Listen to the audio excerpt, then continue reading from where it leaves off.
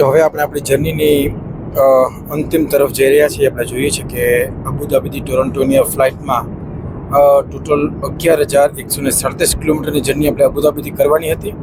એમાંથી 9,250 kilometre journey થઈ ચૂકી છે અને 1,887 કિલોમીટરની જર્ની બાકી છે. ગ્રાઉન્ડ સ્પીડ છે 885 કિલોમીટર પ્રતિ કલાક અને બહારનું તાપમાન -49 ડિગ્રી સેન્ટીગ્રેડ ઉપર અત્યારે આપણે ઉડી રહ્યા છીએ. તો આ બેઝિક માહિતી અત્યારે હાલના તબક્કામાં છે. હવે મને ટોરન્ટો પહોંચવામાં બાકી છે 2 કલાક અને 41 મિનિટ ટાઈમ ટુ ડેસ્ટિનેશન છે. 2 કલાક ને 41 મિનિટ પછી હું ટોરન્ટોના પીએસએન આંતરરાષ્ટ્રીય એરપોર્ટ ઉપર પહોંચી જઈશ. એ સિવાય તમને આની અંદર એક નવી વસ્તુ બતાવું. સરસ મજાની વસ્તુ છે કે આપણે પ્લેનને ફોલો કરવાનું છે અને એ પ્લેનને ફોલો કરવામાં મને કહેતા ખુશી એ થાય છે કે હવે ટોરન્ટો પહોંચવામાં મને જ્યારે 2 કલાક ને 41 મિનિટ જેવું બાકી છે ત્યારે કેનેડાની ધરતી ઉપર મારું પ્લેન પહોંચી ચૂક્યું છે. અત્યારે હું જે ઉડું છું એ કેનેડાની લેન્ડ છે. અમે લોકો બહુ સરસ મજાની યાત્રા કરીને આની અંદર આવ્યા. દુનિયાના ઘણા બધા દેશ અમે લોકો આમાં જોયા, પસાર કર્યા અને એક સરસ અનુભવ રહ્યો યાત્રાનો અબુધાબી સાથે.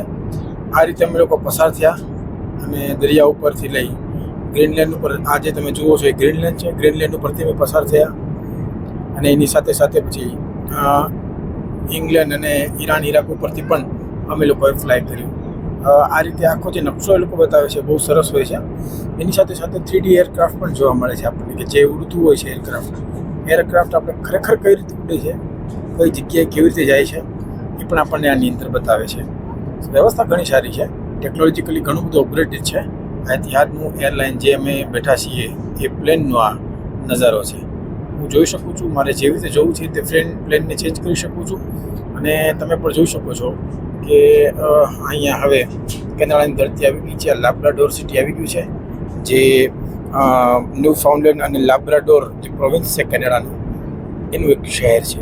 તો બસ હવે ફાઇનલ ડેસ્ટિનેશન એક્ઝેક્ટ છે 2 કલાક અને 39 મિનિટ અને 1,857 કિલોમીટર હવે બાકી છે 2 કલાક 39 મિનિટમાં. તો હવે આપણે જ્યારે જર્ની પૂરી કરવા જઈ રહ્યા છીએ ત્યારે એક પાતળી ઝલક મેળવીએ કે જ્યારે અમે યુરોપ ઉપર ઉડી રહ્યા હતા.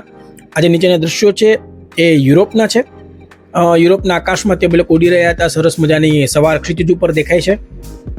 ગ્લાસગો સિટી અમારી ડાબી બાજુથી પસાર થાય છે અને ધીમે ધીમે એ દ્રશ્યો એટલા બધા આહલાદક છે કે જેની કોઈ સીમા નથી.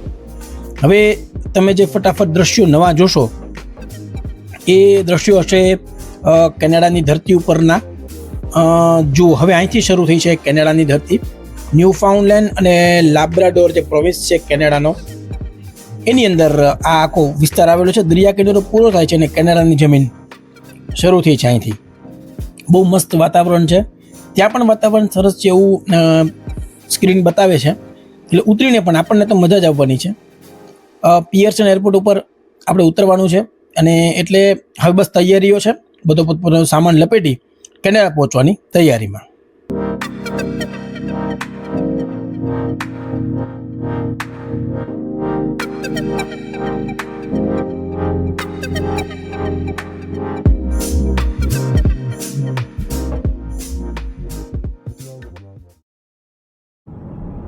તો હવે આપણે ડાઉનવર્ડ જઈ રહ્યા છીએ ટોરન્ટો તરફ.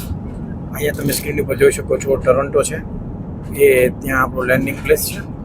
આ ડેટ્રોઇટની એરિયા યુએસનો છે. આ આખો યુએસ છે. અહીં સુધી આ જે છે ઓસ્વા, એ આ બધા મિસિસાગા, વાન, માર્ખમ, એ બધું ટોરન્ટો, લંડન, કિચનર, એ બધું એરિયા છે. આ તમે જુઓ છો ધીરેથી અમારા એલ્ટિટ્યૂડ જે હાઇટ છે ઓછી થાય છે. આટલા 1000 ફૂટની હાઇટ ઉપર અત્યારે પ્લેન હતું, આટલી સ્પીડથી એ નીચે આવી રહ્યું છે. સ્ક્રીન ઉપર દેખાય છે અને સાથે સાથે આ બાજુ એના સ્પીડના નોટ્સ પણ છે. સ્પીડ કન્ટિન્યુઅસ છે. જ્યારે લેન્ડ કરવાનું હશે ટચડાઉન વખતે સ્પીડ ઘટશે. પણ તમે જોઈ શકો છો કે અહીંયા એકદમ ઝડપથી હાઇટ છે ઘટતી જાય છે, કાનમાં થાક પડવાની શરૂઆત થતી જાય છે. દરેક સ્ક્રીનની આગળ આવેલા આ પ્રકારના ટેલિવિઝનની અંદર આ વસ્તુ જોવા મળે છે. આ કોકપિટ વ્યૂ છે એતિહાદનો. અને હવે 25 મિનિટની અંદર અમે લેન્ડ થવા જઈએ છીએ ટોરન્ટોમાં અને સરળતાથી અમારી યાત્રા પૂરી થઈ ગઈ છે ટોરન્ટો સુધી.